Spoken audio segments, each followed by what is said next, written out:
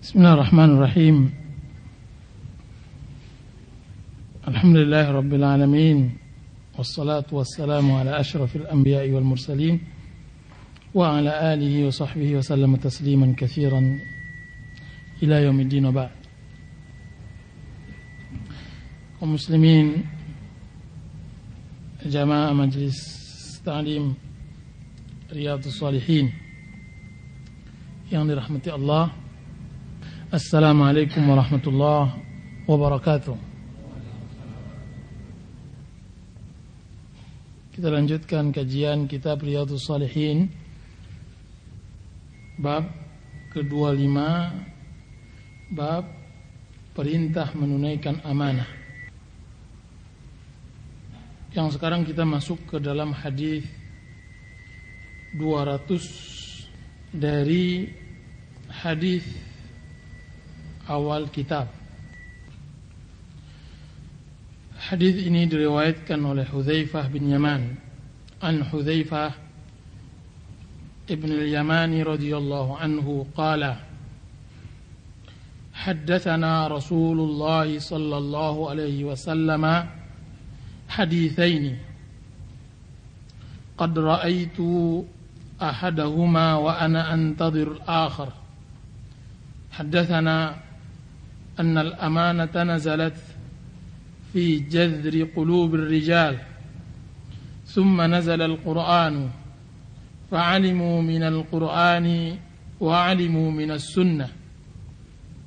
Thumma haddatsana an raf'il amanah faqala yanamu ar-rajulu an-nawmah فتقبض الأمانة من قلبه فيظل أثرها مثل الوكث ثم ينام النومة فتقبض الأمانة من قلبه فيظل أثرها مثل أثر المجل كجمر دحرجته على رجلك فنفط فتراه منتبرا ليس فيه شيء ثم أخذ حصاة فدحرجها على رجله فيصبح الناس يتبايعون فلا يكاد أحد يؤدي الأمانة حتى يقال إن في بني فلان رجلا أمينا حتى يقال للرجل ما أجلده ما أظرفه ما أعقله وما في قلبه مثقال حبة من خردل من إيمان ولقد أتى علي زمان وما أبالي أيكم بايعته لئن كان مسلما ليردنه علي دينه ولئن كان نصرانيا أو يهوديا ليردنه علي ساعيه وأما اليوم فما كنت أبايع منكم إلا فلانا وفلان متفق عليه. Dari Hudzaifah bin al-Yaman radhiyallahu anhu berkata, Rasulullah sallallahu alaihi wasallam menceritakan kepada kami dua peristiwa. Yang pertama sudah saya ketahui dan yang kedua saya sedang menunggu ceritanya. Yang pertama yaitu beliau menceritakan kepada kami bahwasanya amanah itu datang ke dalam lubuk hati orang-orang. Kemudian turunlah Al-Quran, maka mereka mau mempelajari Al-Quran dan juga mereka mau mempelajari As-Sunnah. Kemudian yang kedua yaitu bahwasanya beliau menceritakan tentang dicabutnya amanah, di mana beliau bersabda, seseorang sedang tidur, kemudian tercabutlah amanah itu dari hatinya, maka hanya tinggal bersisa sedikit saja. Kemudian ia tidur lagi, maka terjabut pula sisa amanah itu, dan yang ada hanya bekasnya, seperti bekas kepalan, yaitu seperti bara api yang terinjak oleh kakimu. Maka timbullah bengkak dan kamu melihat bahwa di situ tidak ada apa-apanya. Beliau lantas mengambil batu kecil, lantas diinjaknya dengan kaki beliau. Maka orang-orang yang berjual beli itu hampir tidak ada satupun yang menunaikan amanah, sehingga dikatakan bahwa si fulan adalah seseorang yang dapat dipercaya. Sehingga si fulan itu dipuji. Alangkah sabarnya, alangkah cerdiknya dan alangkah pandainya. Padahal di dalam hatinya tidak ada sedikit pun rasa iman walaupun sebesar biji sawi. Sungguh telah datang kepadaku suatu masa di mana saya tidak akan memperdulikan siapakah yang masih dapat saya percaya. Seandainya ia seorang muslim, maka ia pasti akan menunaikan amanahnya kepadaku karena agamanya. Dan seandainya ia orang Nasrani atau Yahudi, maka ia akan menunaikan amanahnya kepadaku karena usaha atau perdagangannya itu. Jadi sekarang saya tidak mempercayai dengan sepenuh hati kepada kamu sekalian, kecuali si fulan dan si fulan, riwayat Bukhari dan Muslim. Bismillahirrahmanirrahim. Pertama, bagi ikhwan yang mempunyai kitab terjemahan seperti yang dibaca saudara kita Agus ini, agar selalu memperhatikan apa yang saya terjemahkan dan mengoreksinya, karena banyak sekali saya lihat kesalahan-kesalahan di dalam terjemahan tersebut. Dan saya juga mengharapkan bagi ikhwan yang mempunyai buku agar juga mengoreksi buku yang dikira salah atau kurang jelas pengertiannya, sehingga lebih mendekatkan maknanya dari apa yang dimaksudkan oleh Rasulullah sallallahu alaihi wasallam. Pertama, tadi saya dengar dia mengatakan saya menunggu cerita yang lain, Yang dimaksud bukanlah menunggu cerita, kan, tapi menunggu kejadian. Mungkin tempat lain di sana ada menunggu cerita. Enggak, dia menunggu kejadian lagi. Yang pertama katanya kan, atau saya bacakan hadisnya, telah menceritakan kepada saya Rasulullah SAW haditsaini. Aku telah melihat salah satu dari hadis tersebut, kejadiannya, dan aku sedang menunggu kejadiannya yang kedua. Jadi pertama sudah dilihat oleh Hudzaifah, tinggal lagi kejadian kedua yang belum dilihat. Itu juga gimana terjemahannya? Menunggu hadis. Ya, itu salah. Yang benar bukan menunggu hadis, karena hadis tersebut kedua-duanya sudah didengar dan disampaikan oleh Hudzaifah. Dan menunggu bukan hadis, kan, tapi jelas menunggu kejadian. Haddatsana, yang pertama hadis yang telah dilihat oleh Hudzaifah kejadiannya, sesungguhnya amanah turun fi jadzri qulubir rijal, kemudian masuk ke dalam dasar hati laki-laki. Kemudian turunlah Al-Quran. Kemudian ini kesalahan yang kedua, yaitu maka mereka mengetahui amanah dari Al-Quran dan mereka mengetahui amanah dari Sunnah.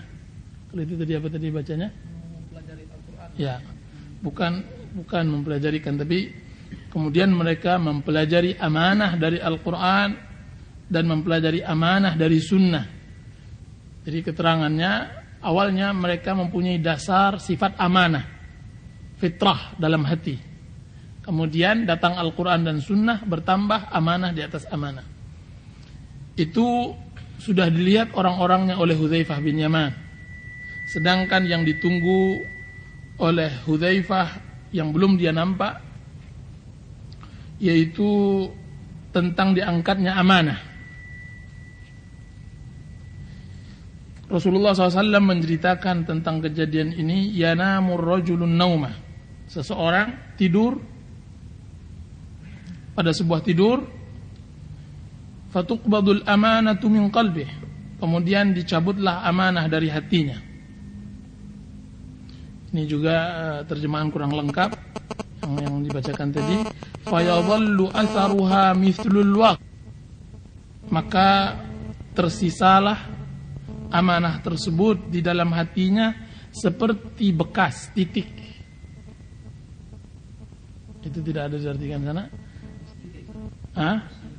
Sangat sedikit, tapi dia titik, karena al-waqt maknanya yaitu ketika dia adalah titik yang tinggal dari sebuah pakaian yang sudah luntur.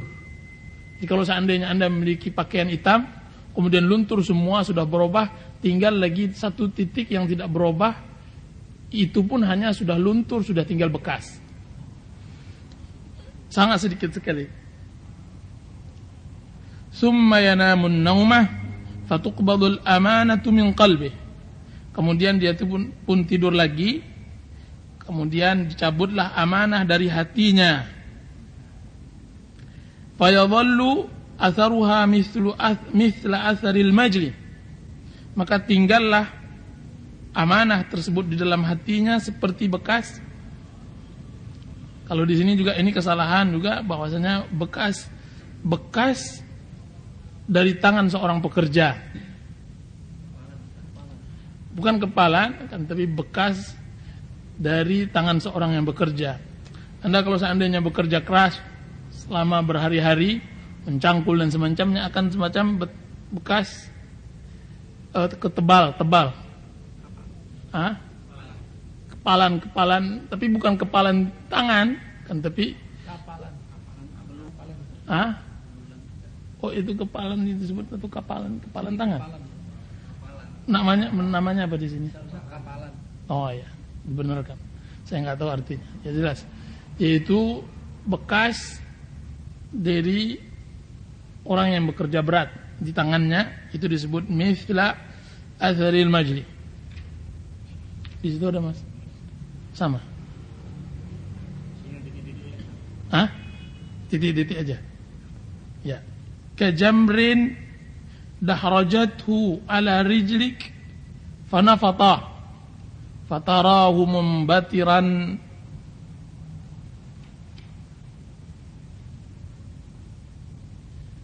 laisa fihi syai'.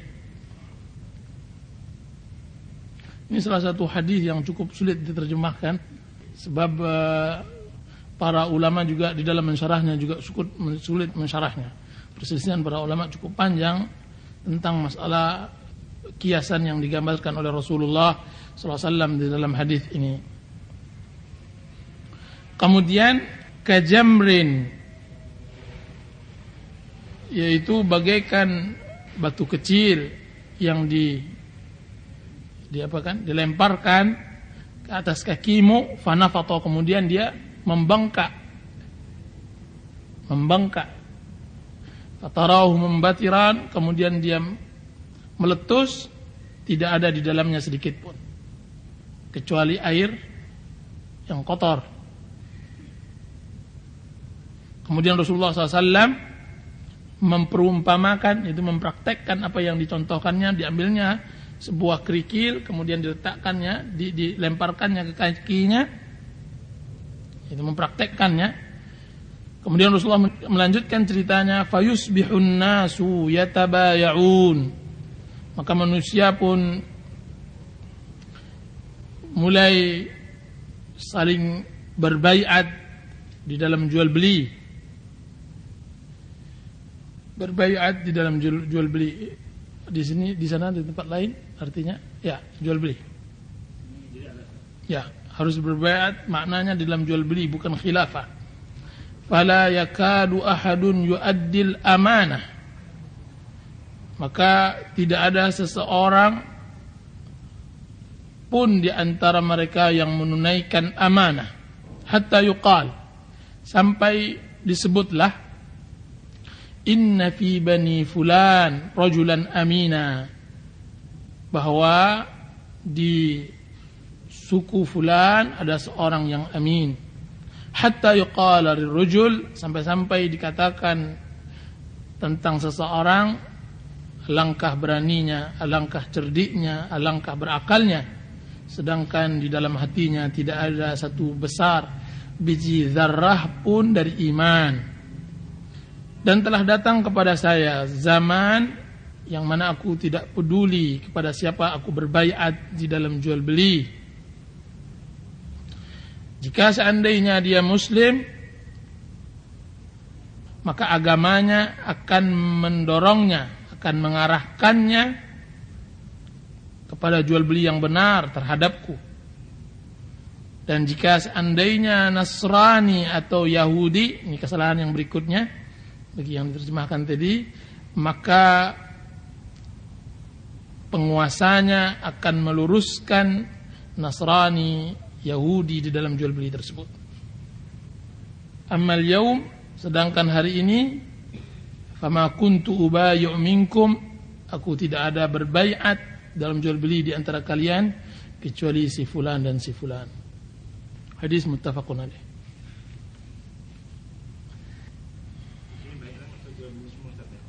Ya, karena para ulama mengatakan kalau seandainya bai'at di dalam khilafah, maka tidak dibenarkan kecuali dia sebagai seorang muslim. Dan yang kedua, tidak boleh kecuali kita harus mentaati. Kalau seandainya dimaksudkan oleh Hudzaifah bahwasanya sekarang saya tidak mau berbaiat kecuali kepada si fulan dan si fulan, berarti adalah bentuk khuruj minal khilaf, adalah bentuk pemberontakan terhadap pemerintahan yang sah.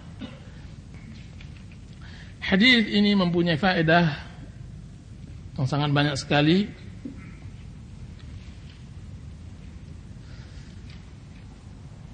Pertama, apa yang dimaksud dengan amanah yang digambarkan oleh Rasulullah SAW dalam hadis Hudzaifah ini? Apa yang dimaksud dengan amanah? Amanah yang dimaksud oleh Hudzaifah,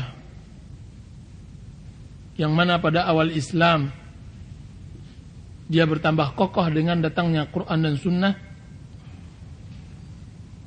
dan pada zaman di akhir zaman dia akan berkurang dan hilang.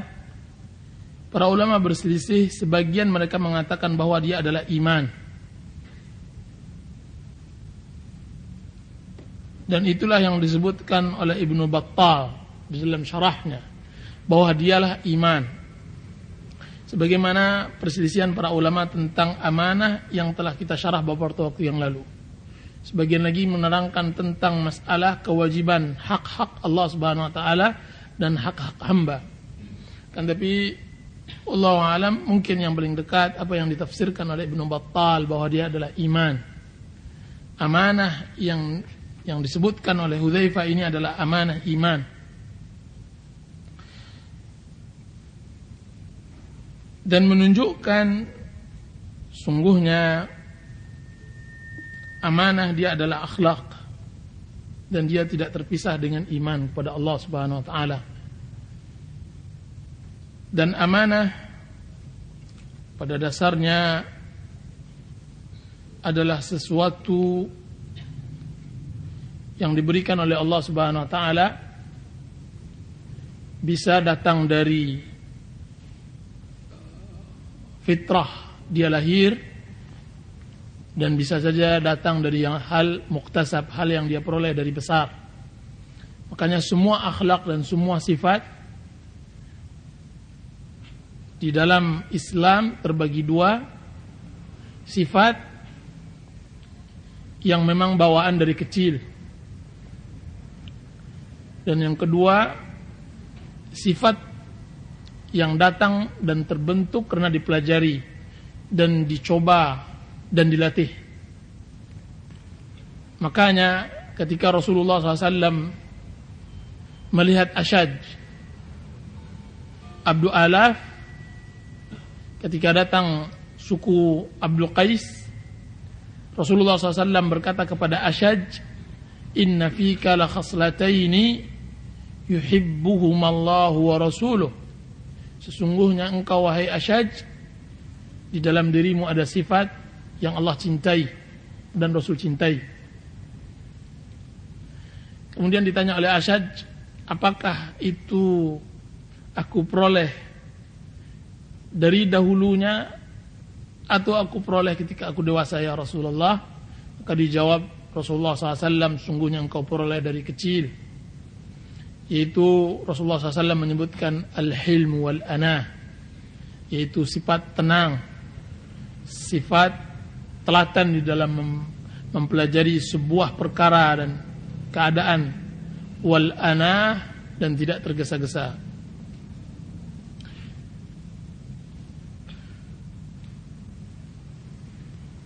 Dan hadis Hudzaifah bin Yaman ini dimasukkan oleh para ulama dari pembahasan kitab fitnah akhir zaman.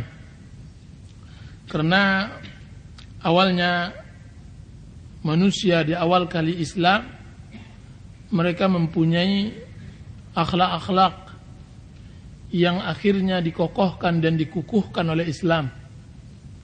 dan merekalah para sahabat Rasulullah SAW yang masuk ke dalam Islam sedangkan mereka masih mempunyai akhlak yang cukup baik yang akhirnya ditopang oleh Islam. Di antara akhlak orang Arab sebelum masuk Islam adalah amanah, yaitu menunaikan hak-hak manusia dan mengembalikannya dengan benar. Ketika datang Al-Quran dan datang sunnah Rasulullah SAW, tabiat asli orang Arab ini, yaitu menjaga amanah, diperkuat dan diperkokoh dengan adanya Al-Quran dan sunnah Rasulullah SAW. Jadilah sifat tersebut menjadi sifat yang sangat luar biasa yang tidak dimiliki oleh seorang anak manusia kecuali dia beriman kepada Allah Subhanahu wa taala. Disebutkan bahwa pada zaman kerajaan Hirah, dan kita tahu bahwa Hirah dikuasai oleh seorang raja bernama Nu'man bin Munzir, dan jauh sebelum dilahirkannya Rasulullah SAW. Dan Nu'man bin Munzir satu hari dia tersesat di sebuah pemburuannya. Dia berburu, tersesat. Ketika tersesat, maka ditolonglah oleh seorang Badui. Dan kita tahu bahwa cara penerimaan tamu orang Arab sampai zaman sekarang sangat luar biasa. Makanya dijamulah sang raja ini oleh Badui dengan menyembelih apa yang dia miliki dari binatang piaraan, dan tamu selama 3 hari. Dan kebiasaan Arab bahwasanya tamu tidak ditanya tentang keperluannya dan kepentingannya sampai berlalu 3 hari, dan dia dihormati dan diberikan tempat dan semacamnya. Setelah 3 hari berlalu, berkatalah Nu'man, sesungguhnya saya adalah Raja Hirah. Yang menguasai Arab waktu itu dikenal adalah Raja Hirah. Dan kalau seandainya engkau ingin meminta jasa, maka mintalah, datanglah ke Hirah. Dan Nu'man waktu itu adalah Raja Arab. Dan setelah berapa tahun berlalu kisah tersebut, kampung Badui tersebut ditimpakan musim peceklik, musim susah untuk mendapatkan makanan dan semacamnya. Maka berkata istri Badui tersebut mengusulkan agar dia berangkat menemui Raja Nu'man untuk memenuhi panggilan untuk bisa agar dia bisa dibalas jasanya. Dan waktu itu Nu'man, Raja Hirah, mempunyai satu hari dalam 1 tahun yang disebut dengan hari sial, dan dia juga mempunyai 1 hari yang disebut dengan hari, yaitu hari beruntung. Dan kebetulan hari di mana kedatangan Badui tersebut adalah hari di mana hari sialnya yang telah diterapkan oleh Raja Nu'man, yaitu Raja Nu'man dengan beberapa penasehatnya datang ke ujung negerinya. Kemudian siapa pertama kali yang dia lihat yang datang harus dihukum bunuh.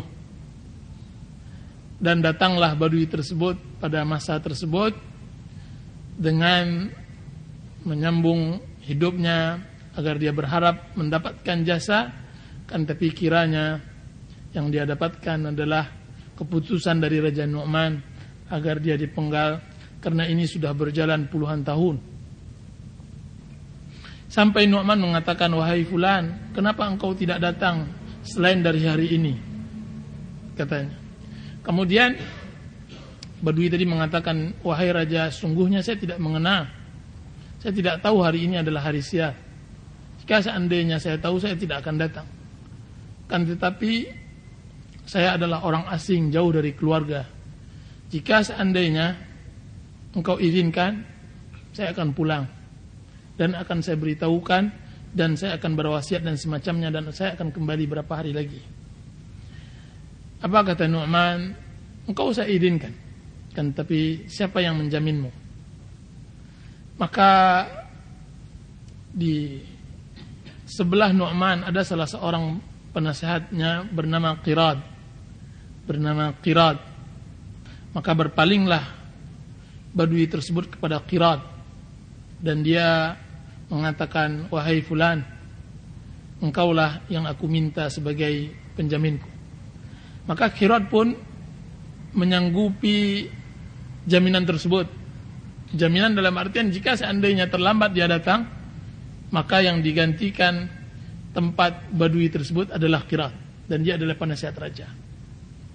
Maka berangkatlah Badui tersebut membawa 1000 ekor onta, pemberian dari Nu'man atas jasa yang telah dia berikan kepada Raja Arab tersebut. Kan, tapi bagi Badui apalah artinya 1000 unta jika seandainya nyawanya berapa hari lagi akan ditebus dengan hari sial tersebut.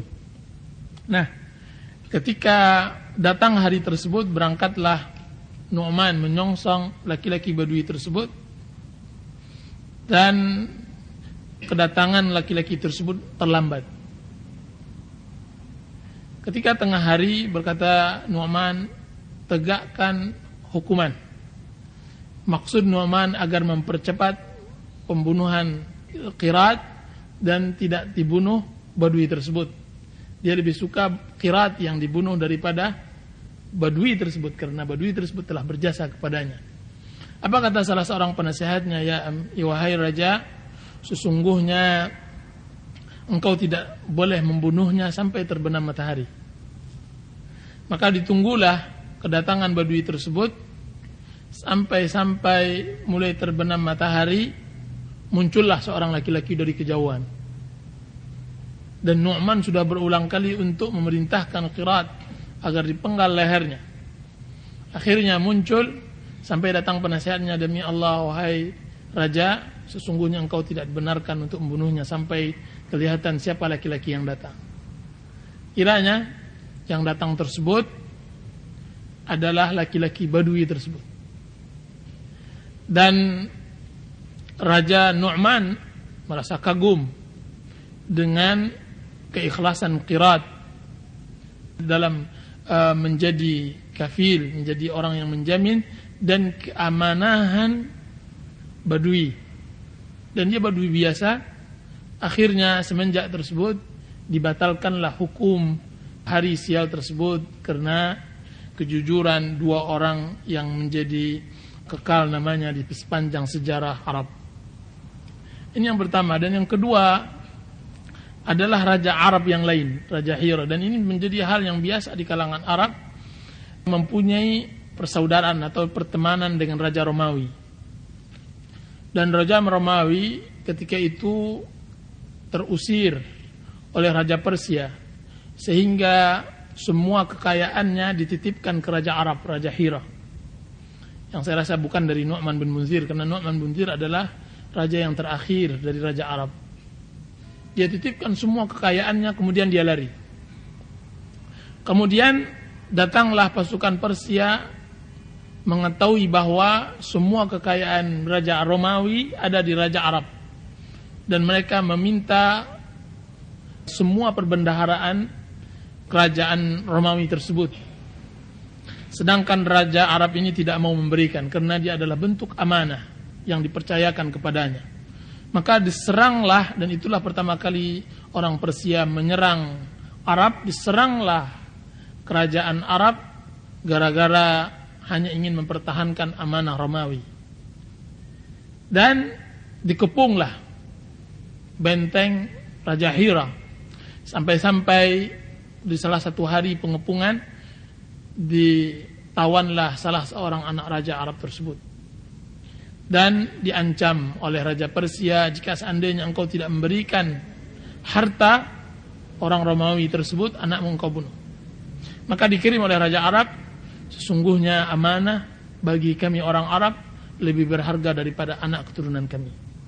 Maka dibunuhlah anak tersebut, dan amanah tetap sebagai amanah.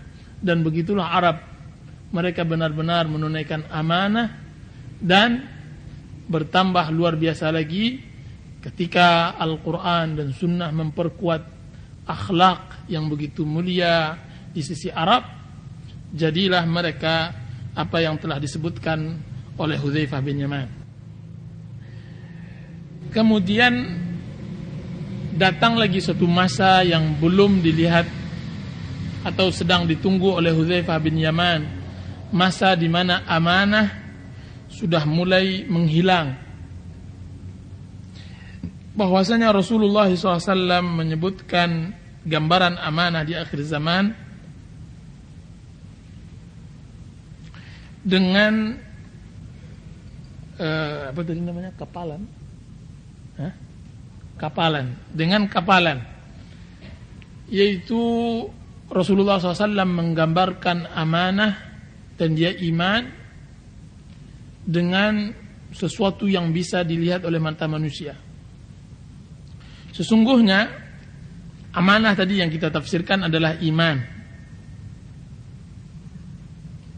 Sesungguhnya iman dan amanah ini pada akhir zaman, dan itu telah diperoleh awalnya setelah terbunuhnya Utsman bin Affan, dan itu yang dilihat oleh Hudzaifah bin Yaman, bahwa iman dan amanah itu akan berkurang dengan perbuatan maksiat seorang hamba.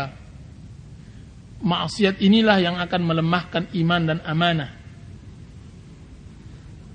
sehingga akan melemahkan iman. Jika seandainya iman telah lemah karena banyaknya maksiat seorang hamba kepada Allah dan kesalahan seorang hamba kepada manusia, dan sudah mulai berkurang dan berkurang, maka tinggallah iman dan amanah pada dua tempat saja. Pertama hanya di dalam lisan, dan yang kedua sedikit di dalam akidah dan i'tikad. Itu pun hanya sebatas pori-pori hati. Akidah tidak menghunjam ke dasar hati, kan tapi hanya mengoles hati saja di luar. Bagaikan polesan tangan seseorang yang banyak bekerja, yaitu kapalan tersebut tidak masuk menghunjam ke dalam hati, ke dalam tangan, kan tapi dia hanya sebatas zahir yang hanya nampak begitu. Rasulullah SAW permisalkan iman dan amanah sebagai begitu. Dan Rasulullah SAW mempermisalkan dengan tidur, dengan dicabutnya iman. Dicabutnya iman demi sedikit demi sedikit.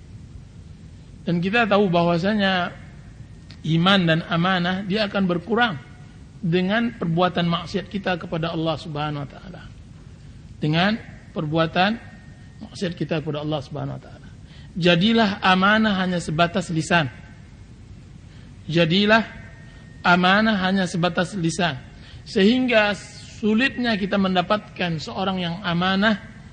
Rasulullah SAW menggambarkan jika seandainya seseorang ingin mendapatkan seorang yang amanah, perlu usaha yang sangat berat, yaitu seseorang mengatakan, kalau seandainya engkau ingin mendapatkan orang yang amanah, pergilah ke negeri sana. Di sana ada seorang yang amanah.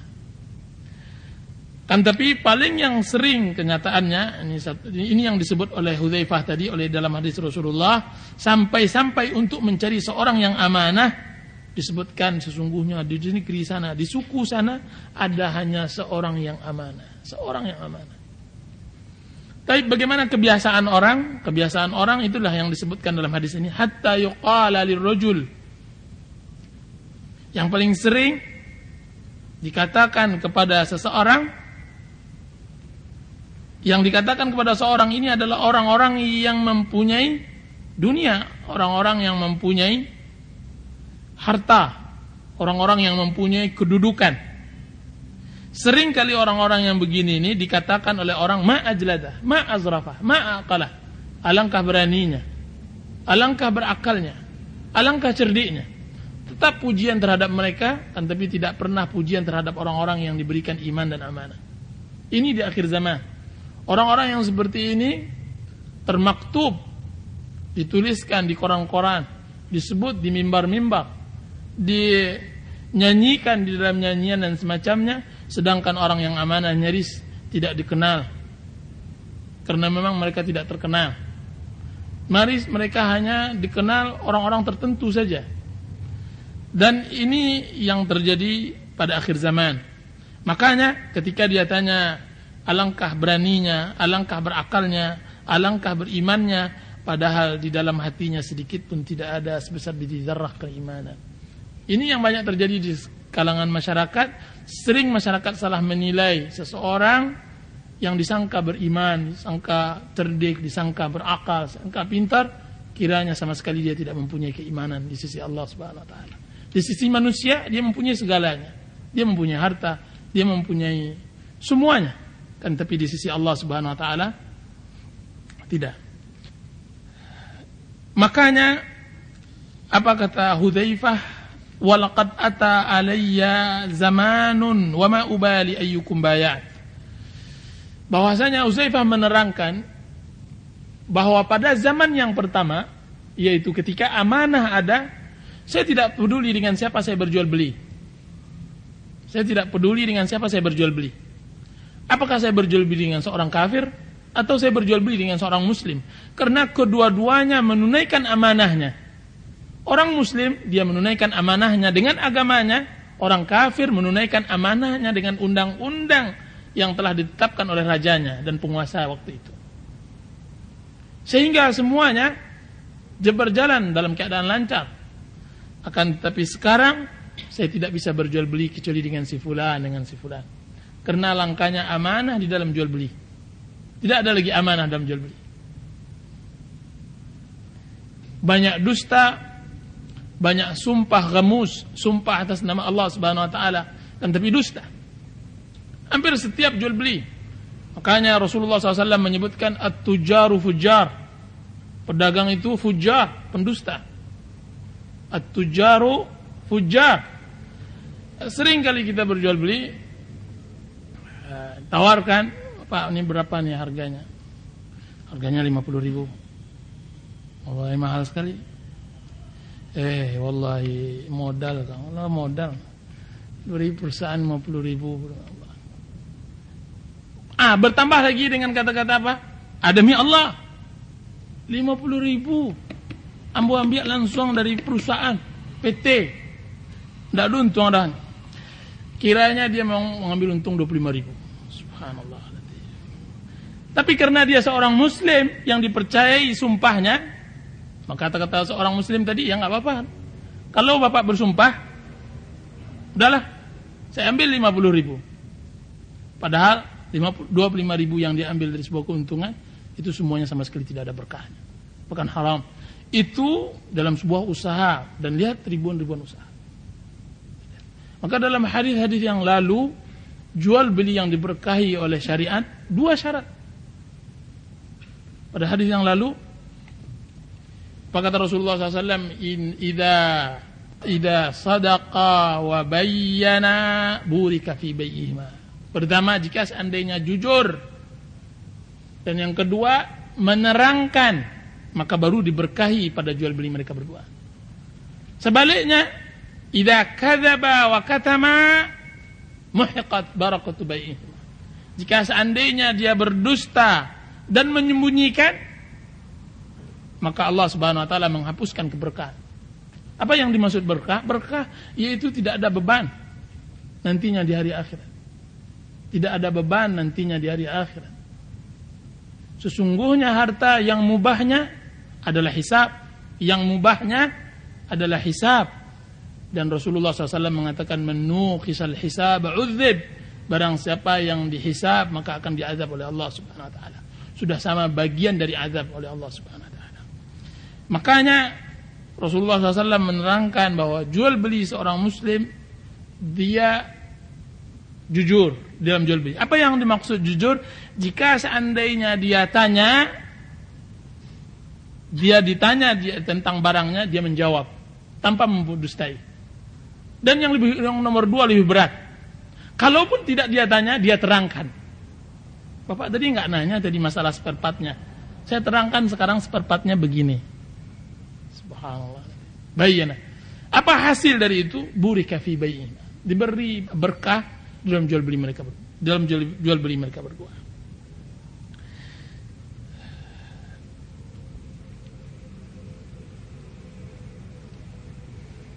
Ya, wallahu ta'ala alam. Kemudian kita masuk ke hadis kedua dari hadis ini. Nanti kita akan bicarakan tentang sebuah berkah. Hadis Hudzaifah wa Abu Hurairah radhiyallahu anhuma qala Rasulullah sallallahu alaihi wasallam yajma'u Allahu tabaraka wa ta'ala an-nas fayaqumul mu'minun hatta tuzlafa lahumul jannah فيأتون آدم صلوات الله عليه فيقولون يا أبانا استفتح لنا الجنة فيقول وهل أخرجكم من الجنة إلا خطيئة أبيكم لست بصاحب ذلك اذهبوا إلى ابن إبراهيم خليل الله قال فيأتون إبراهيم فيقول إبراهيم لست بصاحب ذلك إنما كنت خليلا من وراء اعمدوا إلى موسى الذي كلمه الله تكليما فيأتون موسى فيقول لست بصاحب ذلك اذهبوا إلى عيسى كلمة الله وروحه فيقول عيسى لست بصاحب ذلك فيأتون محمدا صلى الله عليه وسلم فيقوم فيؤذن له وترسل الأمان والرحم فيقومان جنبتي الصراط يمينا وشمالا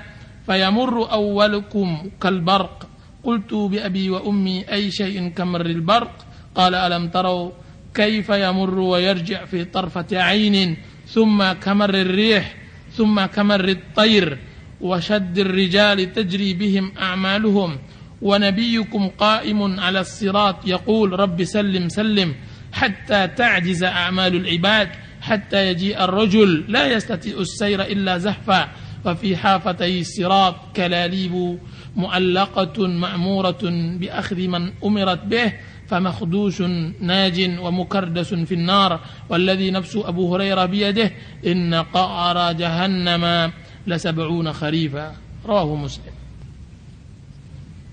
Dari Hudzaifah dan Abu Hurairah radhiyallahu anhuma berkata, Rasulullah SAW bersabda, Allah yang Maha Pemberkah lagi Maha Tinggi nanti akan mengumpulkan semua manusia. Kemudian orang-orang mukmin berdiri dan berada di dekat surga. Mereka lantas datang kepada Nabi Adam alaihissalam dan berkata, wahai bapak kami, bukakanlah pintu surga itu untuk kami. Beliau menjawab, bukankah yang mengeluarkan kamu sekalian dari surga adalah dosa bapakmu itu? Datanglah kalian kepada Ibrahim Khalilullah. Dikatakan mereka pun datang kepada Nabi Ibrahim, tapi beliau menjawab, saya bukanlah orang yang berhak untuk itu. Saya sebagai Khalilullah berada di belakang sekali. Datanglah kepada Musa, di mana Allah Ta'ala berfirman langsung kepadanya. Mereka pun datang kepada Nabi Musa, tetapi beliau menjawab, saya bukanlah orang yang berhak untuk itu. Datanglah kepada Nabi Isa, kalimah dan ruh Allah Ta'ala. Maka Isa pun menjawab, saya bukanlah orang yang berhak untuk itu. Mereka adalah orang yang menegasinya bagaikan lari seseorang yang sangat kencang. Semuanya itu tergantung amal perbuatan mereka. Sedang Nabi Muhammad SAW berdiri di atas sirat seraya berdoa, wahai Tuhanku, selamatkanlah. Sehingga sampai pada giliran orang-orang yang sangat sedikit amal kebaikannya, dan bahkan sampai datang seseorang yang tidak bisa berjalan, melainkan merangkak. Dan pada kedua tepi sirat itu tergantung alat-alat yang dibuat dari besi, yang diperintah untuk mengambil orang-orang yang diperintahkannya. Kemudian ada orang yang terluka tetapi selamat, dan ada orang yang dicakal-cakalnya lantas dilemparkan ke dalam api neraka. Demi zat yang jiwa Abu Hurairah berada dalam genggamannya, sesungguhnya dasar neraka Jahannam itu sejauh perjalanan 70 tahun.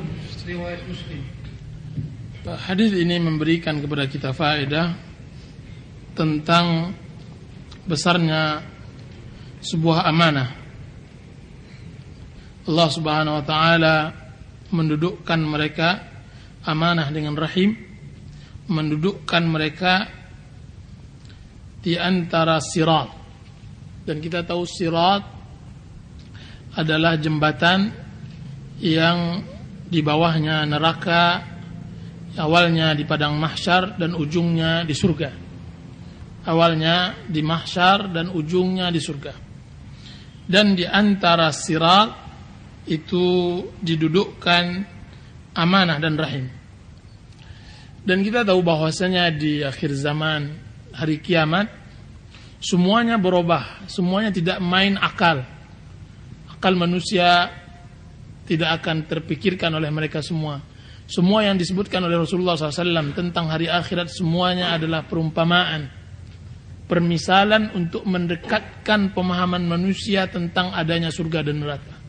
Kalau tidak ada persamaan antara surga dengan dunia atau hari-hari akhirat dengan dunia kecuali nama saja.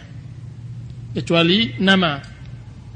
Dan kita tahu seperti misalnya nyawa, bagaimana Allah Subhanahu wa taala sebutkan bahwa nyawa nantinya setelah masuk penduduk surga ke surga dan setelah masuk penduduk neraka ke neraka, maka Allah Subhanahu wa taala mendatangkan nyawa bagaikan kibas, domba yang gemuk. Kemudian dibawa di antara penduduk surga dan neraka. Kemudian dipanggillah, ya ahlal jannah, lihatlah wahai penduduk surga, lihatlah ini nyawa. Wa ya ahlan nar, dan penduduk neraka, lihatlah ini kibas, nyawa. Maka disembelihlah nyawa. Bahwasanya setelah disembelih nyawa mati, maka tidak ada kematian setelah nyawa mati. Kemudian Rasulullah SAW mengatakan, Allah Subhanahu wa taala berfirman, ya ahlal jannah khuludun wala maut. Wahai penduduk surga, kekallah kalian bahwa tidak ada kematian untuk kalian. Wa ya ahlan nar khuludun wala maut. Wahai penduduk neraka, kekallah kalian tidak ada kematian. Kematian sudah disembelih oleh Allah Subhanahu wa taala. Jadi semua yang disebutkan oleh Allah Subhanahu wa taala di dalam surga atau di dalam neraka semua adalah perumpamaan untuk mendekatkan pemahaman kita. Dan juga Allah Subhanahu wa taala menyebutkan bahwa nantinya amanah dan rahim adalah zat. Allah bentukkan sebagai zat yang manusia akan melihatnya. Dan amanah akan berusaha menghalang-halangi orang jika seandainya dia tidak menunaikan amanah, dia akan dihalang-halangi di sirat. Dia akan halang-halangi. Dan orang-orang yang memutuskan silaturahim, maka rahim nantinya akan akan menghalang-halangi di sirat. Itulah yang disebutkan oleh Rasulullah SAW, bahwasanya seorang ayah, seorang ibu datang kepada anaknya, wahai anak, satu kebaikan yang aku minta untuk darimu, satu kebaikan. Bukankah aku yang melahirkanmu? Bukankah aku yang membesarkanmu? Bukankah aku yang mendidik? Satu kebaikan untukku, wahai anakku, agar aku bisa dimudahkan dan diringankan dari adab neraka. Apa kata anak tersebut? Tidak, wahai ayah, jangankan satu kebaikan, setengah kebaikan aku tidak bisa memberikannya untukmu. Tidak ada ansab, fala ansaba bainahum yauma idzin. Tidak ada nasab, tidak ada silsilah, tidak ada keturunan waktu itu. Yauma yafirru almar'u min akhihi. Pada hari itu larilah seorang saudara dari saudaranya. Wa ummihi wa abi, dari ibunya, dari ayahnya. Wa sahibatihi wa bani, dari istri dan anak-anaknya. Semuanya dirinya. Dan faedah yang berikutnya, semuanya berkaitan tentang hari akhirat. Bahwasanya Rasulullah SAW mempunyai kelebihan yang tidak didapatkan oleh seorang pun, bahkan oleh para rasul sekalipun. Dialah yang disebut di dalam Al-Quran sebagai maqaman mahmuda. Maqaman mahmuda. Bahwasanya Rasulullah SAW mendapatkan syafa'atul kubra dari Allah Subhanahu wa taala, yang di sanalah Rasulullah SAW berbangga terhadap umatnya bahwasanya Allah SWT memberikan hak untuk didirikan hisab oleh Rasulullah SAW melalui izin Allah Subhanahu wa taala. Itu yang disebut syafa'atul kubra, dan itu yang disebut maqam mahmuda. Dan kita tahu bahwasanya untuk dimulainya acara hisab, manusia menunggu ribuan tahun. Dan kita tahu bahwasanya tidak ada alam yang paling sempurna manusia di sana kecuali alam akhirat. Sesungguhnya manusia hidup di 3 alam. Pertama di alam rahim, dan yang kedua di alam dunia, dan yang ketiga di alam akhirat, dan manusia tidak pernah sempurna di dalam ciptaannya sebagaimana mereka berada di alam akhirat.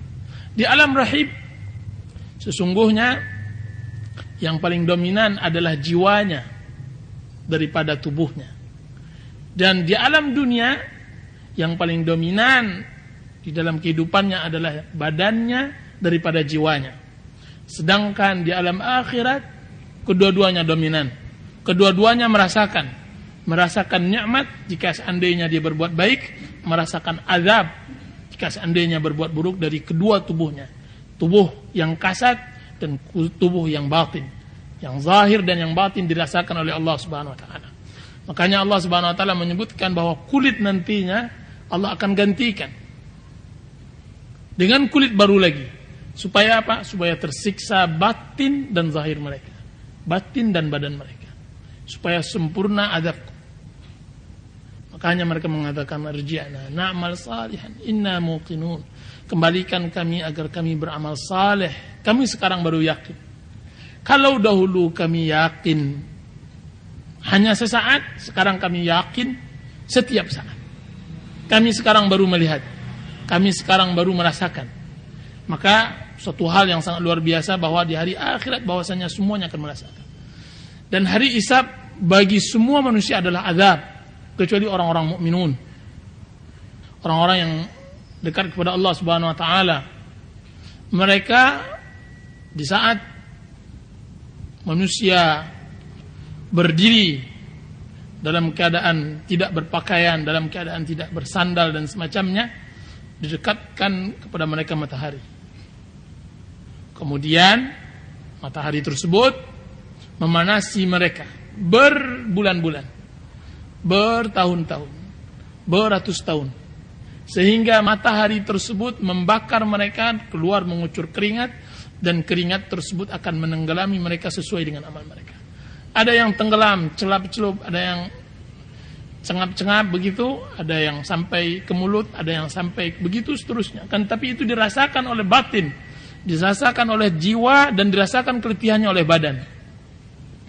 Kemudian ada dua kelompok manusia yang berbahagia. Kelompok yang dimana Allah Subhanahu wa taala sebutkan 7 golongan yang mendapatkan perlindungan, yang mana tidak ada perlindungan waktu itu kecuali perlindungan Allah, dialah orang-orang yang berada di padang mahsyar. 7 orang telah disebutkan oleh Rasulullah SAW.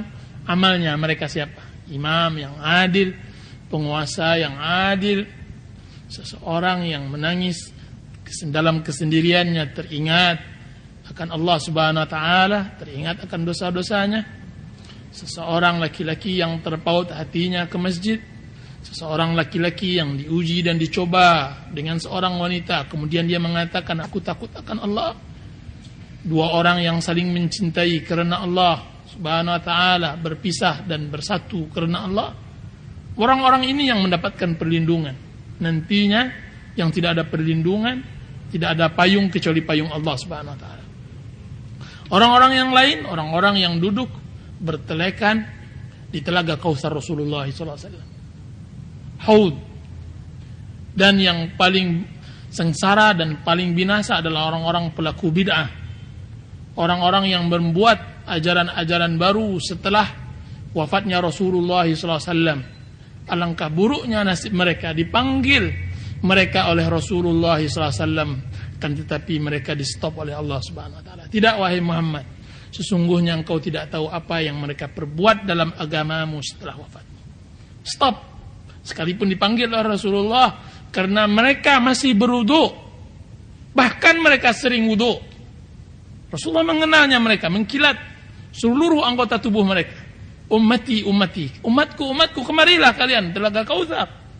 Barang siapa yang minum dari telaga Kautsar tidak pernah haus selama-lamanya. Yang jumlah gelasnya sejumlah bintang di langit, yang lebarnya dan panjangnya sebulan perjalanan, dan lebarnya sebulan perjalanan. Airnya lebih dingin daripada es, lebih putih daripada susu, dan lebih manis daripada madu. Itu yang digambarkan oleh Rasulullah SAW dari hadis-hadis yang sahih. Dan juga orang yang ketiga, ahlul bid'ah, yang tidak mempercayai adanya Telaga Kautsar. Dari orang-orang yang mengingkari hadis ahad, seperti Hizbut Tahrir. Orang-orang Hizbut Tahrir tidak mempercayai hadisnya ahad. Hadis ahad tidak hujjah menurut mereka di dalam akidah. Dan ulama mengatakan barang siapa yang tidak mempercayai sebuah kebaikan, maka dia tidak memperolehnya. Begitulah akidah Mu'tazilah juga tidak mempercayai adanya haud. Tidak mempercayai mereka bisa melihat Allah Subhanahu wa taala. Suatu hari Ahmad bin Abi Du'ad, salah seorang pemimpin Mu'tazilah, wafat atau mati. Kemudian disolatkan oleh salah seorang ahli hadis, salat jenazah. Ketika selesai salat, dia diingatkan oleh saudaranya, oleh kawan-kawannya, "Wahai fulan, engkau ulama hadis, kenapa engkau salatkan dia, orang pelaku bid'ah ini, Mu'tazilah, orang yang mengingkari akan adanya Telaga Kautsar, orang yang mengingkari akan adanya azab kubur, orang yang mengingkari akan adanya melihat Allah Subhanahu wa taala." Apa kata ahli hadis ini? "Wahai fulan, tahukah apa yang aku doakan untuknya?" Maka dikatakan oleh laki-laki tersebut, "Sungguhnya aku mendoakan kepada Allah Subhanahu wa taala untuknya, ya Allah, sesungguhnya hambamu yang terbujur di hadapan saya ini, dia mengingkari Telaga Kautsar Rasulmu, maka haramkan dia untuk mendapatkan Telaga Kautsar Rasulmu. Ya Allah, sesungguhnya hambamu yang terbujur di hadapanku ini mengingkari akan melihatmu nanti di akhirat, maka haramkan dia mendapatkan wajahmu nanti di akhirat." Itu yang disebutkan, sehingga terdiam kawan-kawannya tersebut, dan menunjukkan ini bahaya akidah. Hal yang seperti ini sangat berbahaya. Rugi bagi dia di dunia sebelum di akhirat. Rugi bagi orang-orang yang mengafikan kabar ahad ditolak dalam akidah, rugi dunia dan akhirat. Apa yang disebutkan oleh Allah Subhanahu wa taala, khasirat dunya wal akhirah, rugi dunia dan rugi akhirat. Muslimin yang dirahmati oleh Allah Subhanahu wa taala,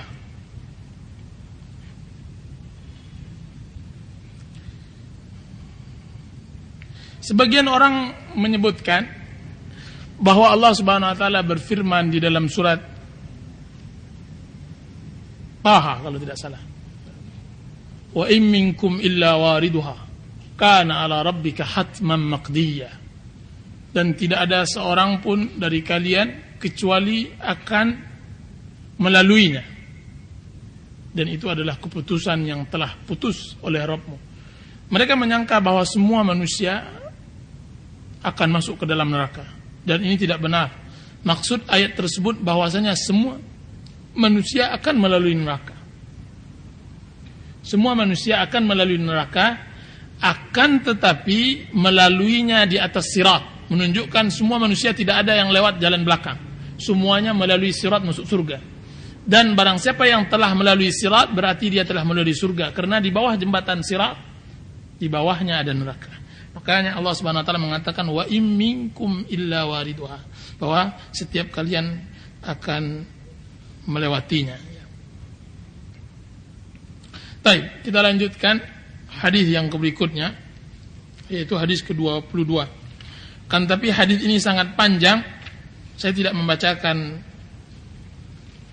lafaz hadisnya, kan tetapi ini diterjemahkan untuk mempersingkat waktu dan pembacaan hadisnya, lafaznya saya persilahkan baca di rumah, insyaallah taala.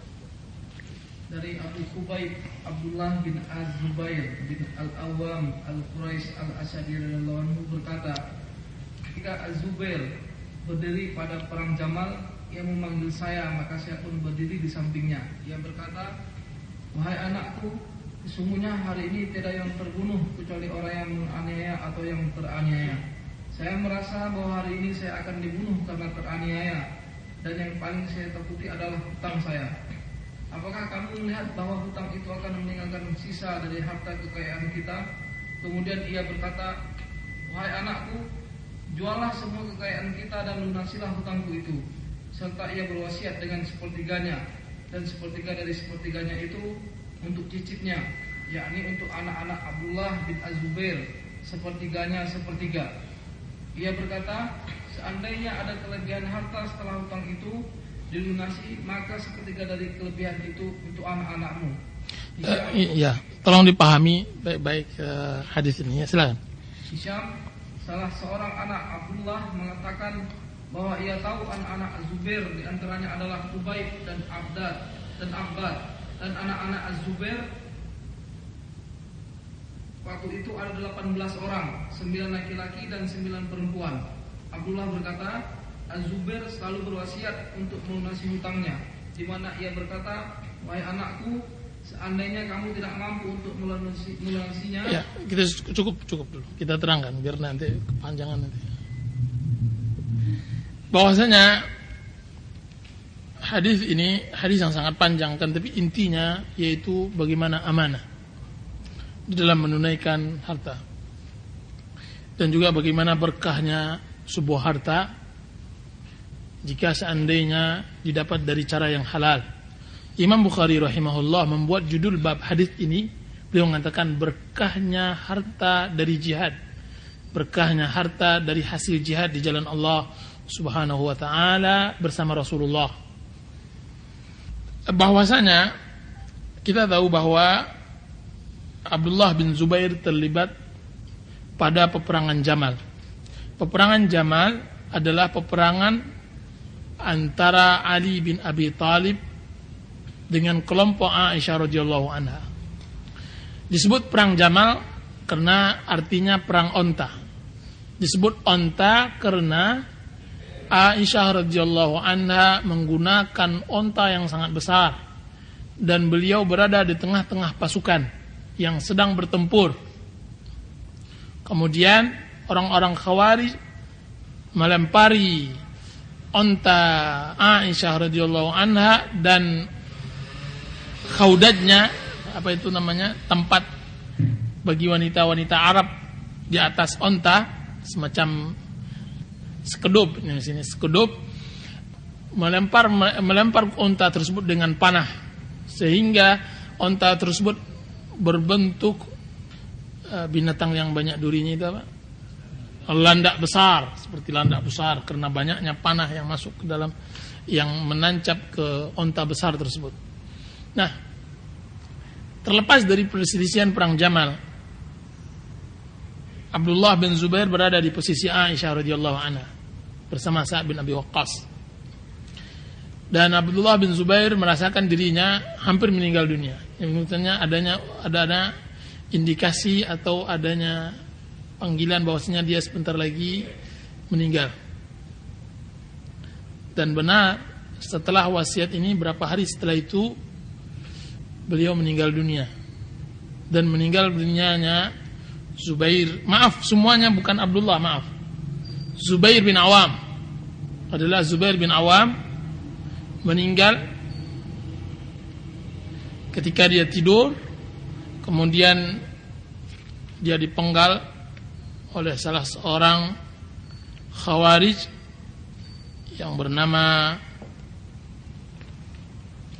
Ibn Hurmuz.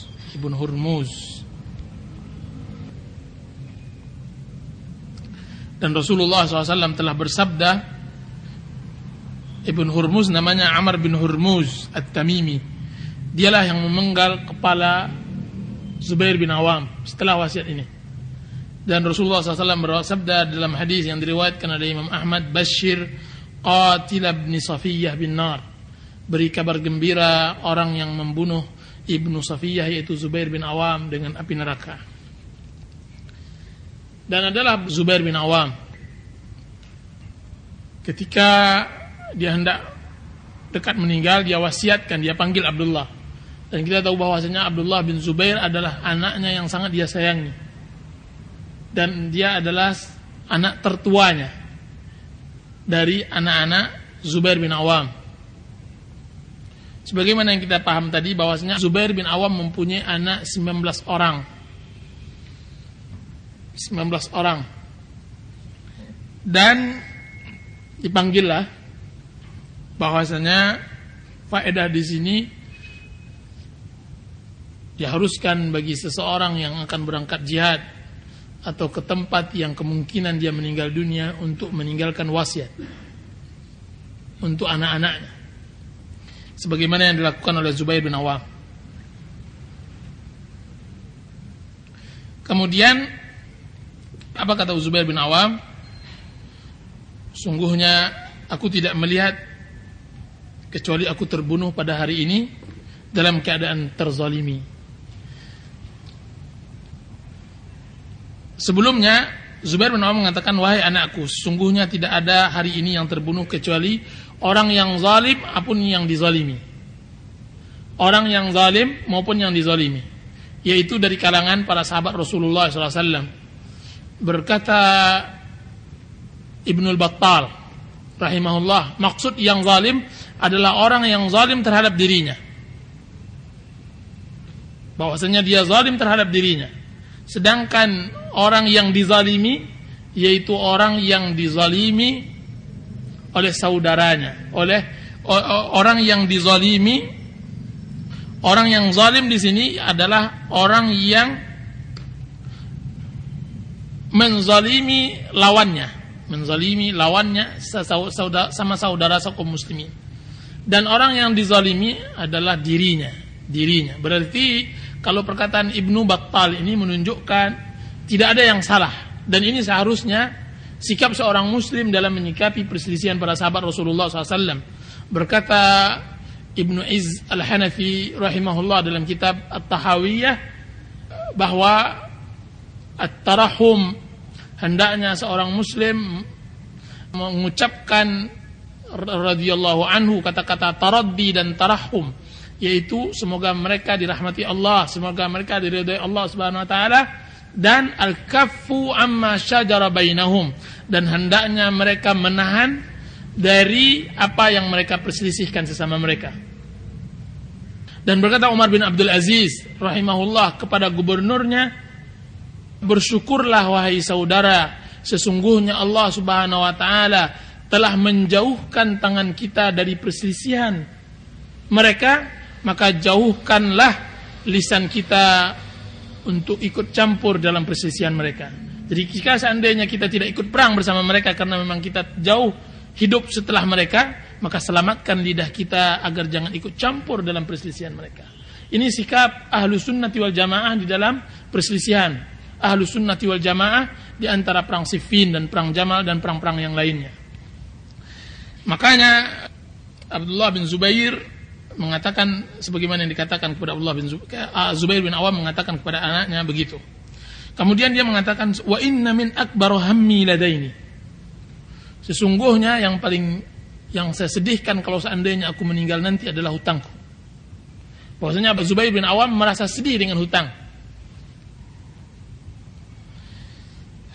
Dan hutang adalah satu dari 8 yang selalu membuat manusia sedih di atas dunia. Bahkan di akhir zaman hutang ini adalah menjadi satu dari 8 yang terbesar. Dia yang terutama yang membuat orang banyak bersedih di dalam kehidupan dunia. Kita tahu bahwasanya hutang adalah hal yang membuat sedih. Dan tapi seringkali manusia hanya mencari sebab secara zahir, dia tidak pernah mencari sebab secara batin. Sebab secara batin ini hanya bisa diperoleh bagi seorang muslim sejati, orang mukmin, orang yang bisa memahami asmaullah dan sifat Allah, orang yang mempunyai akidah yang benar, orang yang hanya dekat kepada Allah Subhanahu wa taala. Mereka ini yang membuat hutang tidak begitu berat bagi kehidupannya. Dan salah satu contoh adalah sahabat Rasulullah sallallahu alaihi wasallam yang bernama Umamah Al-Bahili. Suatu hari ditemui oleh Rasulullah SAW, dia sendirian di masjid, bukan pada waktu salat. Kemudian berkatalah Rasulullah SAW sebagai seorang Rasul yang sangat memperhatikan para sahabatnya. Beliau sangat tahu dari wajah apakah sahabatnya tersebut susah atau tidak, apakah sahabatnya tersebut bahagia atau tidak. Kemudian Rasulullah berkata, ya Abu Umamah, wahai Abu Umamah, apa yang terjadi pada engkau? Kenapa engkau datang pada waktu orang yang tidak salat? Ya Rasulullah, berkata Abu Umamah, ya Rasulullah, dainun ahammatni wa hammun aghammani. Ya Rasulullah, hutang yang membuat saya sedih dan kesedihan yang membuat saya sedih. Nah, jadi dia mempunyai dua kesedihan. Pertama memang sedih, tidak tahu kenapa dia sedih, dan yang kedua hutang yang melilitnya. Apa kata Rasulullah SAW? Ya Aba Umamah, maukah aku ajarkan engkau satu doa? Jika seandainya engkau ucap doa tersebut, engkau akan terlepas dari hutang dan Allah akan menghilangkan semua duka citamu. Apa kata Abu Umamah dengan semangat? Ya benar ya Rasulullah. Maka Rasulullah SAW memberikan doa yang sangat masyhur dan sangat mahal karena dia bisa membayar hutang, yaitu Allahumma inni a'udzubika minal hammi wal hazan wa a'udzubika minal ajzi wal kasal wa a'udzubika minal jubni wal bukhl wa a'udzubika min ghalabati ad-daini wa qahri rijal. Apa kata Abu Umamah? Maka aku bacakan doa ini, maka Allah menunaikan hutangku dan Allah menghilangkan duka citaku. Nah, timbul lagi permasalahan, kenapa kita tidak terkabulkan seperti doanya Abu Umamah? Permasalahannya karena kita tidak melaksanakannya seperti Umamah melaksanakannya. Abu Umamah melaksanakannya. Dan kalau seandainya kita teliti permasalahannya, kita bisa melaksanakan hal ini setelah lengkap 10 syarat yang telah disyaratkan oleh Ibnu Qayyim rahimahullah dalam kitab Al-Wabilus Sayyib. Dan juga beliau terangkan dalam kitab Zadul Ma'ad bagaimana kiat menghilangkan hutang dan kesedihan. Dan kiranya kita dapatkan bahwa memahami Allah Subhanahu wa taala dan mengenal Allah Subhanahu wa taala sangat berpengaruh. Dan berakidah dengan akidah yang benar juga cukup berpengaruh. Memahami bagaimana cara bertawakal, memahami tentang bagaimana rizki, memahami qada qadar Allah Subhanahu wa taala, memahami bahwa Allah mempunyai sifat qadir, memahami bahwasanya Allah mempunyai sifat ar-raziq, sang memberi rizki, memahami bahwasanya Allah Subhanahu wa taala al-mani', yang menahan rizki. Ini sangat berpengaruh dari mustajabnya doa seseorang dan tidak mustajabnya. Mungkin pada pembahasan lain kita akan bahas bagaimana kiat seperti itu. Wallahu ta'ala alam.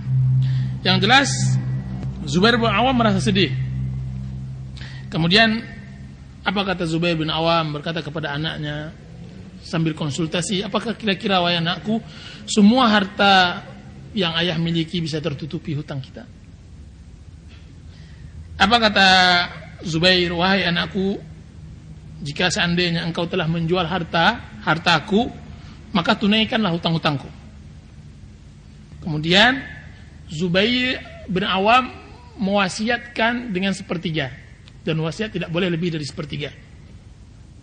Wasiat haram lebih dari sepertiga. Dan ini harus diperhatikan baik-baik bagi orang-orang yang meninggalkan untuk anak keturunannya harta. Jangan menjadi harta yang tidak berkah. Ketika kita mencari letih, penat, penuh lumpur luluk kata orang Minang, penuh keringat dan semacamnya, akhirnya harta yang kita letihkan tersebut menjadi tumpah darah secara anak-anak dan semacamnya. Menunjukkan bahwa harta yang kita cari tersebut tidaklah harta yang bersih, tidak harta yang berkah. Harta yang berkah kita senang menggunakan dan anak-anak kita senang memakainya. Nah, makanya seharusnya seorang muslim mengerti apa yang diwajibkan oleh Allah Subhanahu wa taala terhadap harta yang dia tinggalkan, terutama tentang wasiat. Bahwasanya jika seandainya ingin dia berwasiat, maka tidak boleh lebih dari sepertiga. Karena ingin dendam terhadap anak dan istri, ada sebagian orang dendam terhadap anak dan istri ketika di akhir hidupnya. Entah kenapa dia dendam. Akhirnya dia berikan setengah hartanya kepada wasiatnya, mungkin saudaranya, mungkin temannya atau semacamnya, untuk memudaratkan ahli warisnya. Dan ini haram, tidak dibenarkan. Kalaupun ia ingin mewasiatkan, maka tidak lebih dari sepertiga. Dan itu yang dilakukan oleh Zubair bin Awam. Kemudian sepertiga dari sepertiga wasiat, tolong ini, sepertiga dari sepertiga wasiat beliau wasiatkan kepada cucunya, yaitu Khubayb dan Abbad, anak Abdullah bin Zubair. Yang mewasiatkan siapa? Zubair.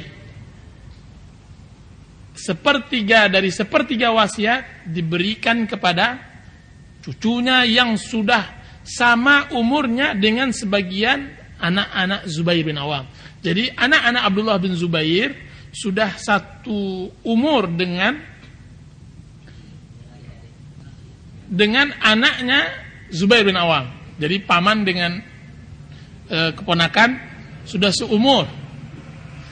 Dan disebutkan oleh pensyarah hadis ini bahwa tujuan Zubair bin Awam untuk memberikan sepertiga dari sepertiga wasiatnya, tujuannya tidak lain dan tidak bukan untuk memberi bagian agak besar kepada Abdullah bin Zubair, karena dia mempunyai anak yang cukup banyak.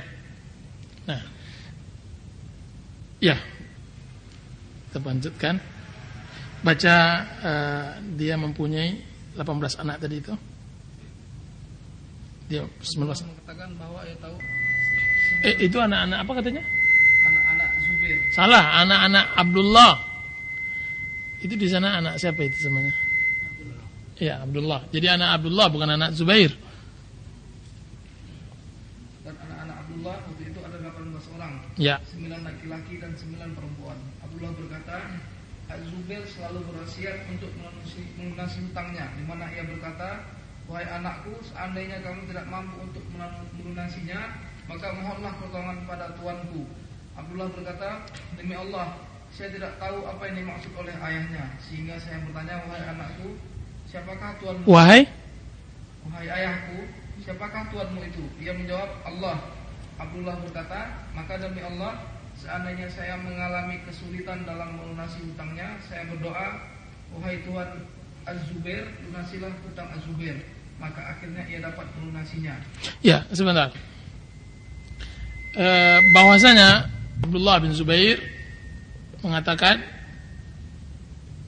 Zubair bin Awam di akhir wasiatnya tersebut, di akhir wasiat dia kepada anaknya Abdullah, dia mengatakan, wahai anakku, jika seandainya uangku tidak cukup untuk membayar hutang, maka hubungi tolong dengan majikan ayah. Dan ini membuat bingung Abdullah bin Zubair, siapa majikan? Dia enggak pernah ayahnya mempunyai majikan. Ketika ditanya, wahai ayahku, siapa majikanmu? Maka dijawabnya, majikannya adalah Allah Subhanahu wa taala. Di sini faedah, seharusnya tingkat keimanan orang-orang yang seperti ini, yang benar-benar dililit utang dan semacamnya, harus kuat sebagaimana keyakinan Zubair bin Awam dan keyakinan anaknya Abdullah bin Zubair bahwasanya Allah akan menunaikan hutang. Amman yujibul muttarra idza da'ah, siapa lagi yang akan bisa mengabulkan dan memenuhi doa orang-orang yang terdesak kecuali Allah Subhanahu wa taala. Allah yang bisa. Ya, Allah taala. Abdullah mengatakan, kemudian terbunuhlah Az-Zubair, dan ia tidak meninggalkan dinar ataupun dirham kecuali 2 bidang tanah, di antaranya ada yang berupa hutan. 11 rumah di Madinah, 2 buah rumah di Basrah, 1 buah rumah di Kufah, dan 1 buah rumah di Mesir. Sebenarnya hutangnya itu adalah karena ada orang yang datang dengan membawa harta dan menitipkan harta itu kepadanya. Kemudian Az-Zubair berkata, tidak, saya tidak senang dititipi karena khawatir kalau hilang dan saya hutang. Az-Zubair tidak pernah. Itu maaf, itu salah artinya. Tidak akan, tetapi saya meminjam. Jadi kalau wadiah tidak mau saya. Kalau dititipkan saja tidak. Kan tapi saya anggap titipan Anda ini adalah pinjaman dari saya, untung dari putarannya saya kasihkan sama Anda. Begitu. Ya. Az-Zubair tidak pernah menjadi petugas untuk menarik pajak. Hanya saja ia selalu ikut berperang bersama-sama dengan Rasulullah SAW, Abu Bakar, Umar dan Utsman. Abdullah melanjutkan perkataannya, saya hitung-hitung hutang ayah itu berjumlah 2.200.000. Kemudian Hakim bin Hizam bertemu dengan Abdullah bin Az-Zubair dan berkata, wahai kemenakanku, berapakah hutang saudaraku itu? Saya menyembunyikan dan hanya mengatakan 100.000. Hakim berkata, demi Allah, saya tidak tahu apakah harta kekayaanmu cukup untuk melunasinya. Abdullah berkata, bagaimana pendapatmu bila hutangnya mencapai 2.200.000? Ia menjawab, saya tidak tahu apakah kamu untuk melunasinya. Jika kamu tidak mampu untuk melunasinya, maka mintalah bantuan kepadaku. Abdullah berkata, Az-Zubair dulu membeli hutan itu dengan harga 170.000. Abdullah bermaksud untuk menjualnya dengan harga 1.600.000. Kemudian ia berdiri dan berkata, siapa saja yang menghutangi Az-Zubair, maka akan saya lunasi dengan hasil penjualan hutan ini. Maka datanglah Abdullah bin Ja'far, di mana ia menghutangi Az-Zubair sebanyak 400.000. Dan ia berkata kepada Abdullah bin Az-Zubair, kalau kamu suka, saya tidak akan menagihnya kepadamu. Abdullah bin Az-Zubair berkata, tidak.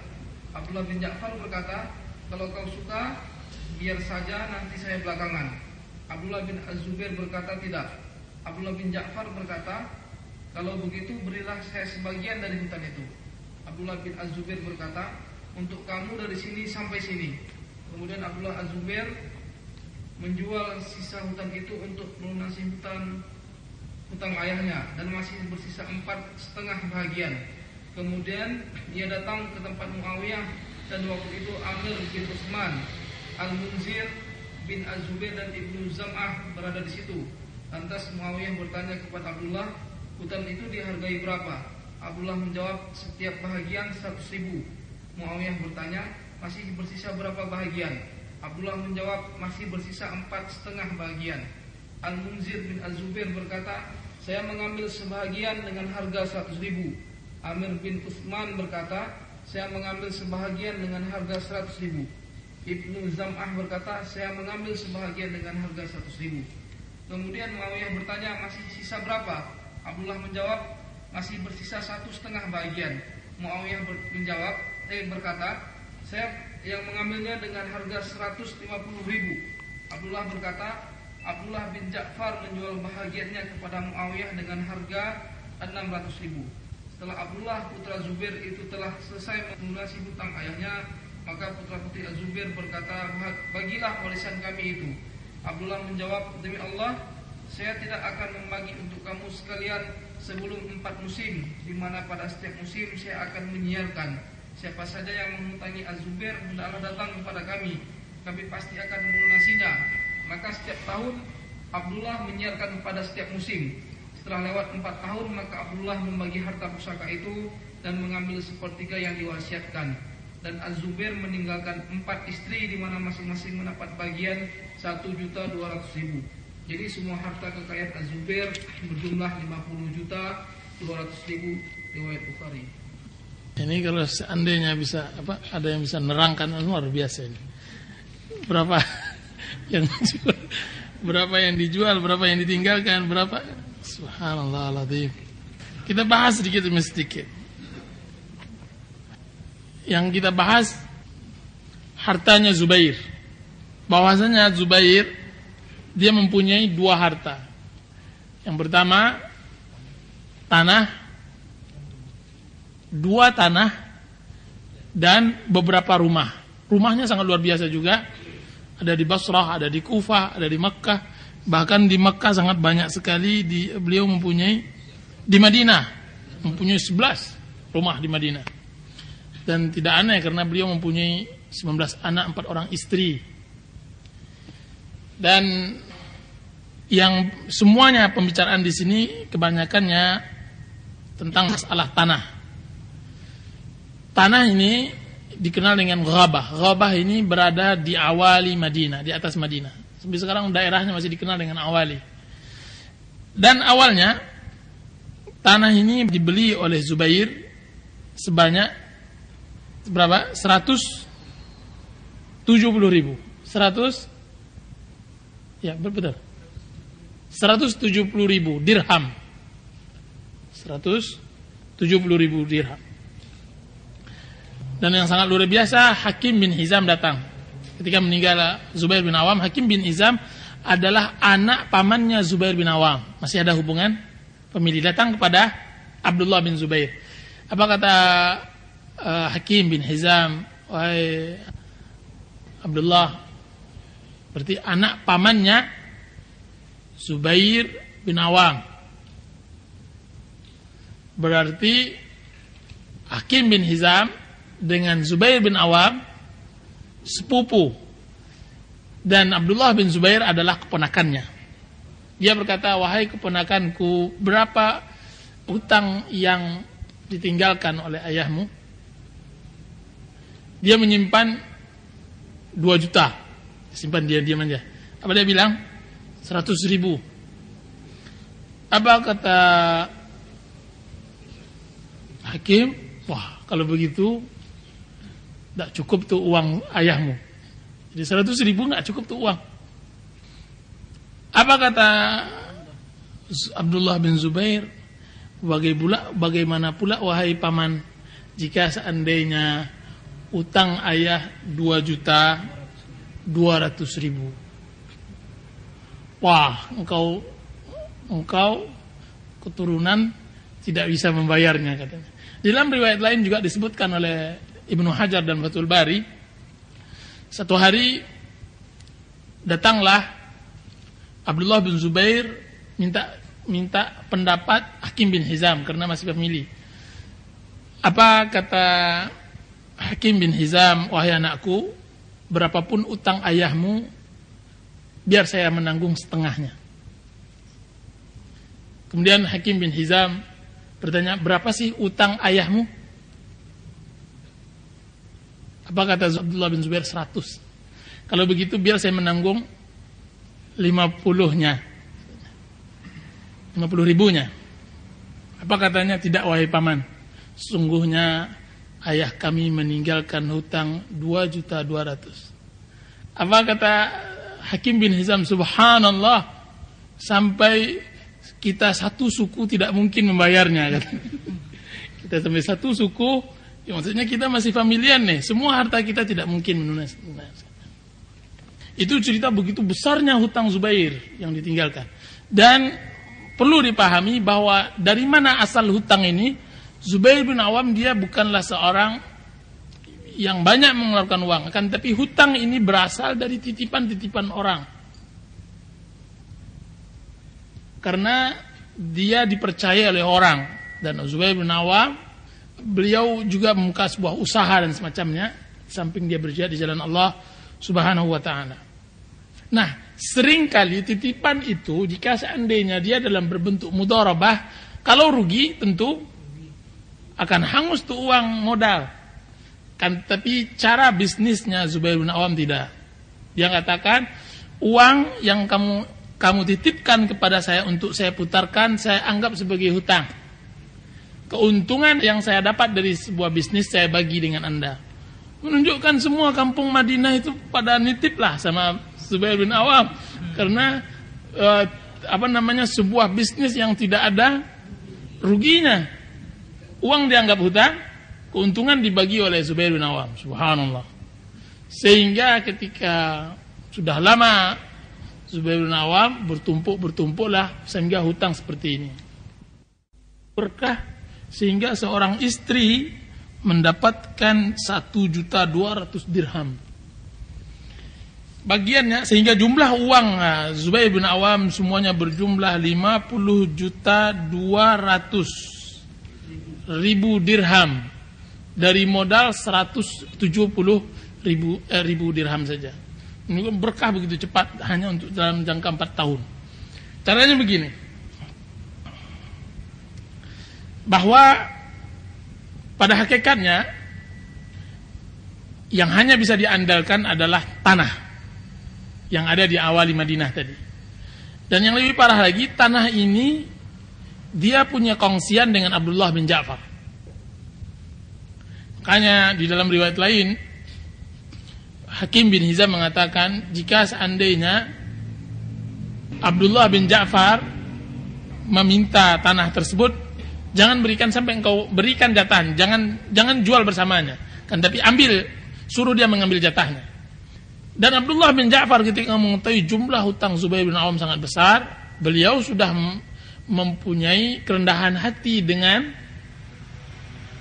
memaafkan hutang yang hutang Abdullah bin Ja'far, atau ya hutang Abdullah bin Ja'far terhadap Zubair bin Awam sebanyak 400 dirham.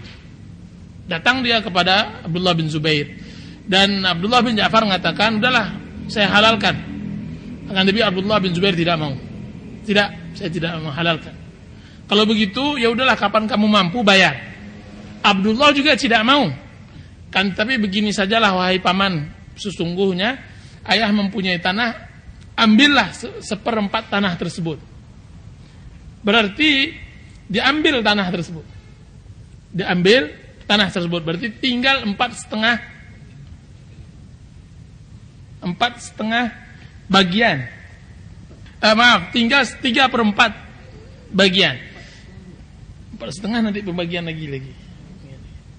3/4 bagian ini beliau berhasil menjual 1.600.000.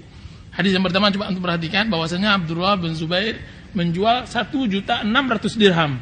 600.000 dirham. Menunjukkan 3/4 ini dibagi 16 kapling. Satu kapling berharga 100.000. Satu kapling berharga 100.000. Kemudian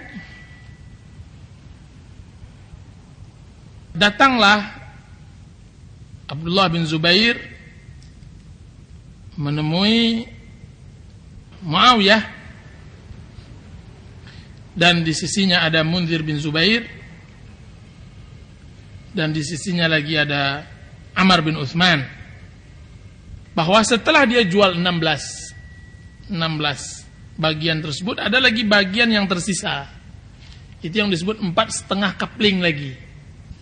4,5 kapling inilah yang dibeli satu kapling oleh Ammar bin Uthman dengan 100.000, Munzir bin Zubair dengan 100.000, Ibnu Zum'ah dengan 100.000, dan sisanya dibeli oleh Muawiyah 150.000. Dan Abdullah bin Ja'far menjual bagiannya yang tadi diambilnya ke Muawiyah seharga 600.000. Yang jelas untung berlipat-lipat menjual tanah ini. Untung berlipat-lipat menjual tanah ini, belum lagi menjual rumah. Nah, setiap kali Abdullah bin Zubair merasa kesulitan dalam penunaian hutang ini, beliau berdoa kepada Allah Subhanahu wa taala agar ditunaikan hutang Zubair bin Awam ayahnya.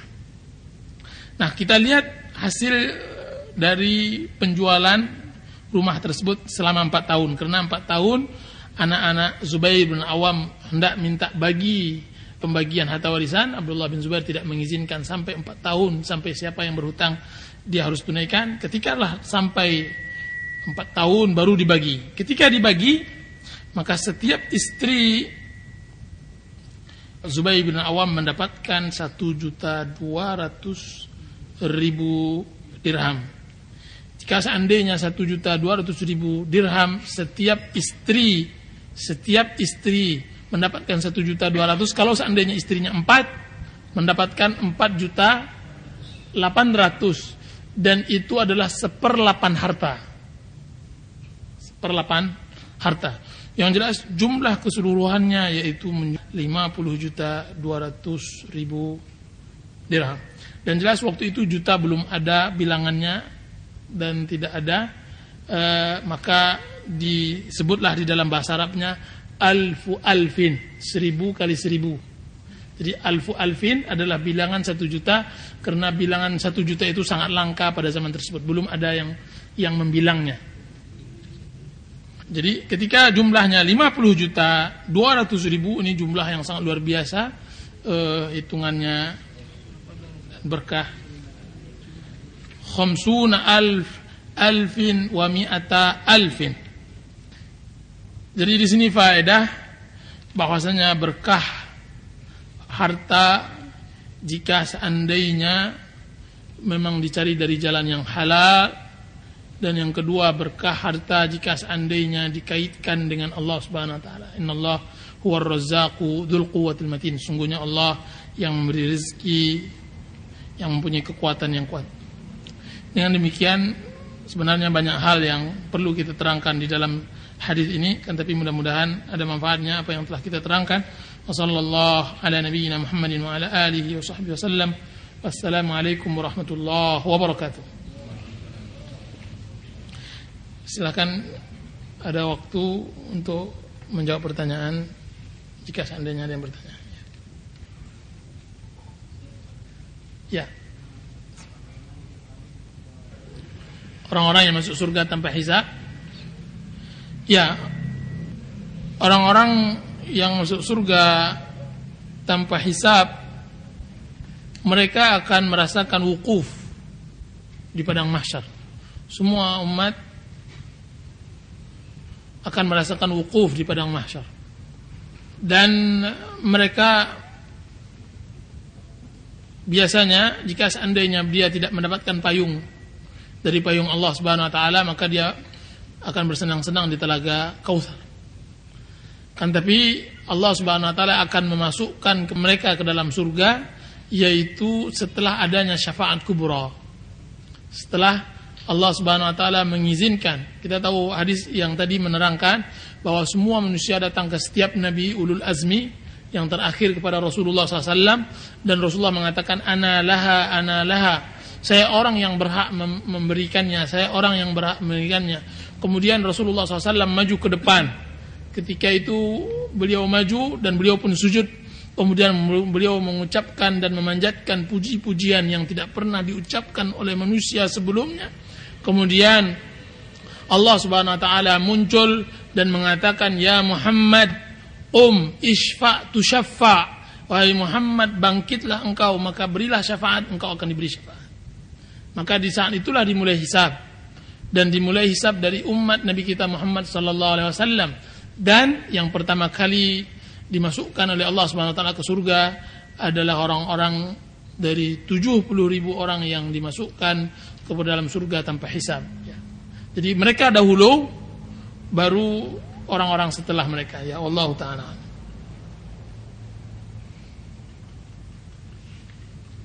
Ya, silakan, ada yang bertanya. Jika seandainya waktunya telah tiba, maka boleh dia minta haknya. Dan hadis tadi memberikan kita faedah bahwa harta warisan dibagikan setelah menunaikan wasiat dan melunasi hutang. Laksanakan dahulu wasiat, laksanakan dulu hutang, baru kita bagi pembagian cara warisan. Ya, Allah Ta'ala.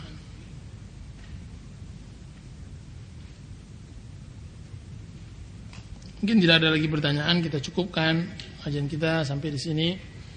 Wassallallahu ala nabiyyina Muhammadin wa ala alihi wasallam. Assalamualaikum warahmatullahi wabarakatuh.